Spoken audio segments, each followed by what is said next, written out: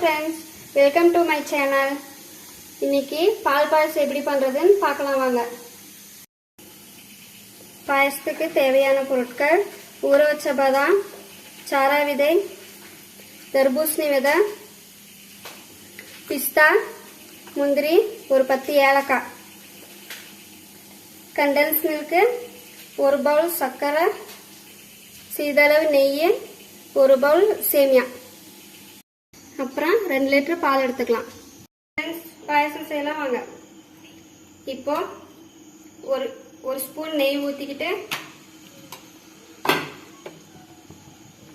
Dry nuts எல்லாம் நெய்யில் போட்டு ஃப்ரை பண்ணி எடுத்துக்கலாம்.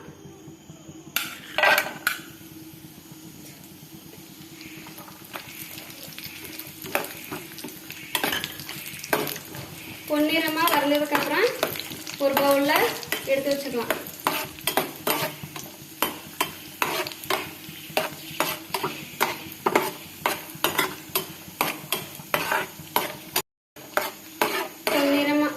பொன்னிறமா வந்துருச்சு. இப்போ எடுத்து வச்சுக்கலாம்.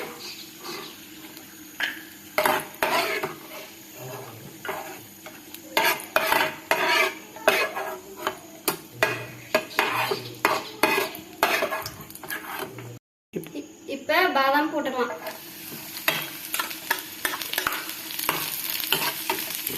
கொஞ்சம் லைட்டா ஃப்ரை ஆனதும் எடுத்துக்கலாம்.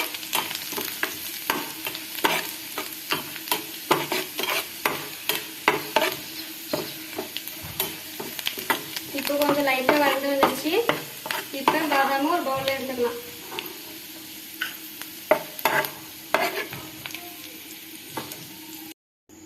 இப்போ தர்பூசணி தான் போட்டுக்கலாம்.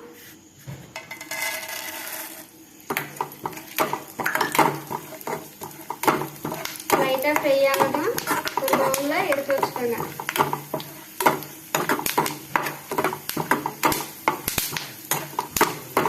ஃப்ரை ஆயிடுச்சு. இப்போ எடுத்துக்கலாம்.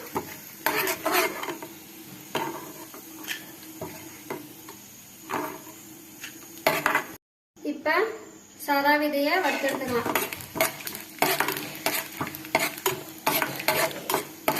அவ்வளோதாங்க, வறுத்து எடுத்துக்கலாம். லைட்டா வறுத்தா போதும். அவ்வளோதாங்க, எடுத்தாச்சு.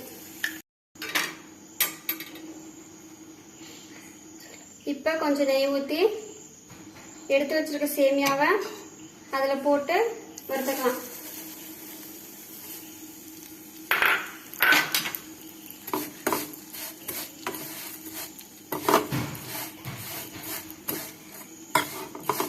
கொஞ்சம் லைட்டா வறுத்தா போதும்.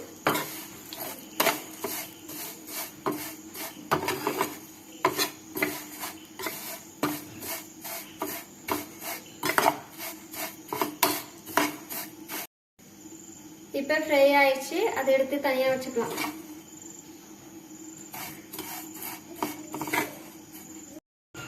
இப்ப வேற ஒரு பாத்திரத்துல எடுத்து வச்ச 2 லிட்டர் பாலை ஊத்திக்கலாம்.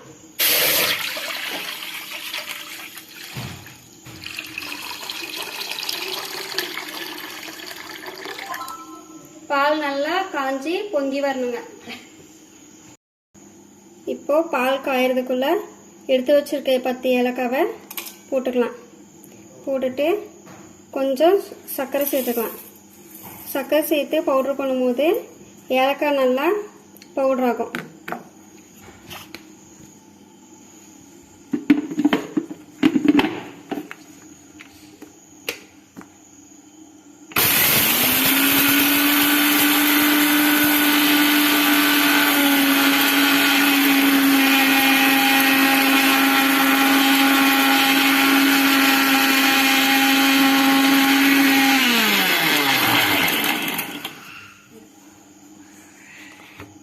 அவ்வளோதாங்க, ஏலக்காய் சர்க்கரை பவுடர் ஆச்சு.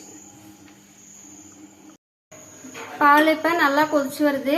இப்போ சர்க்கரை சேர்த்துக்கலாம்.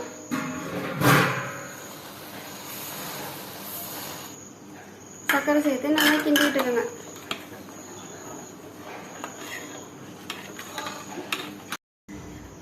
இப்போ அரைச்சி வச்ச ஏலக்காய் பவுடரை சேர்த்துக்கலாம். சேர்த்து நல்லா மிக்ஸ் பண்ணி விடுங்க. இல்லைன்னா கெட்டி கெட்டி ஆயிரும். நல்லா மிக்ஸ் பண்ணி விடுங்க. பால் கீழே தீஞ்சு போகக்கூடாது. பால் நல்லா கிண்டி விட்டுட்டே இருக்கணும். அடி பிடிக்காம பார்த்துக்கோங்க.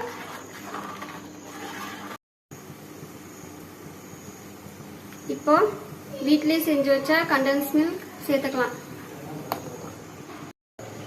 கண்டென்ஸ் மில்க்கு வீட்டிலே எப்படி செய்யறதுன்ற வீடியோ போட்டிருக்கோம் முன்னாடியே.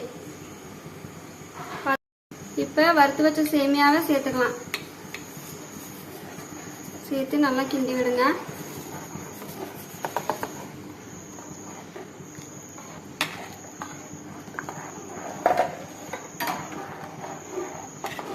நல்லா கிண்டி விட்டதுக்கு அப்புறம் முந்திரி சேர்த்துக்கலாம்.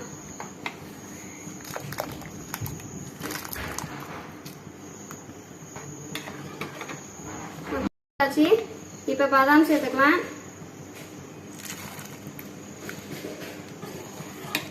வறுத்து வச்சிருந்தா தர்பூசணி விதையும் சேர்த்துக்கலாம்.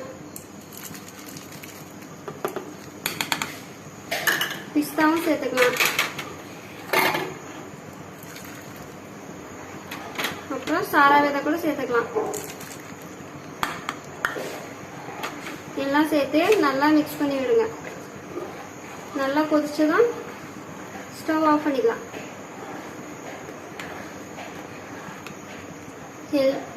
ஹெல்தியான டேஸ்டியான பாயசம் ரெடி.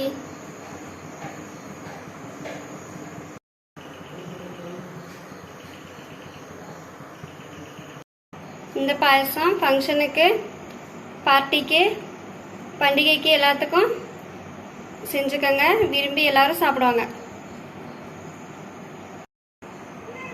Thank you friends.